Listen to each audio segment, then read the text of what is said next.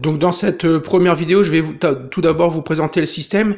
Donc c'est un système de portail coulissant, donc je vais vous montrer je vais vous faire une petite démonstration. Donc quand l'utilisateur va appuyer sur le bouton poussoir, le portail va se mettre en mouvement, voilà.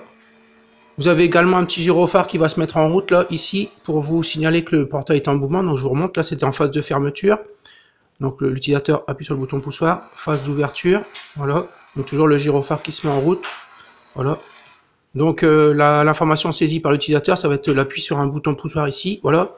Donc ensuite, vous avez un détecteur de portail ouvert ici, voilà. Donc il va être activé quand le portail sera complètement ouvert, voilà. Donc c'est le cas ici. Hein. Et vous avez également la même chose ici, un détecteur de portail fermé, voilà. Donc je mets en mouvement le portail.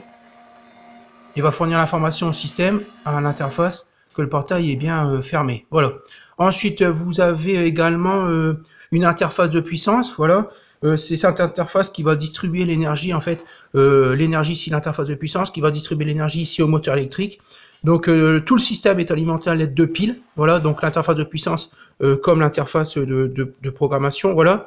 Donc cette interface-là, en fait, elle va fournir assez d'énergie ici pour faire tourner le moteur. Alors d'une part, plus ou moins vite, voilà, et surtout dans un sens, puis dans l'autre, donc dans ce sens-là pour fermer le portail, et dans ce sens-là pour ouvrir le portail. Voilà, donc c'est l'interface de puissance qui va distribuer l'énergie au moteur électrique. Lui, le moteur électrique va convertir l'énergie électrique reçue par l'interface de puissance en énergie mécanique, donc en mouvement. Donc je vous remontre, voilà. Donc le moteur électrique, lui, convertit bien l'énergie électrique en énergie mécanique de mouvement, voilà. Donc ensuite, vous avez un système pignon-crémaillère ici, donc pignon ici, crémaillère ici, qui va transformer le mouvement de rotation du moteur en mouvement de translation. Donc je vous remontre, voilà. Donc le moteur, lui, tourne, donc il a un mouvement de rotation, mais le portail, lui, a un mouvement de translation, voilà. Donc le système pignon-crémaillère, lui, va transmettre en fait le mouvement de rotation du moteur en mouvement de translation au portail.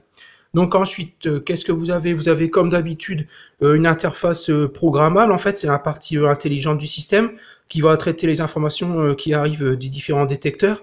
Donc on retrouve en entrée, par exemple, le bouton poussoir ici, le détecteur de portail ouvert, le détecteur de portail fermé ici, et puis le récepteur infrarouge qui ici qui ne sert pas en fait, hein, qui va recevoir l'information de la télécommande. Hein. Tout ça en entrée.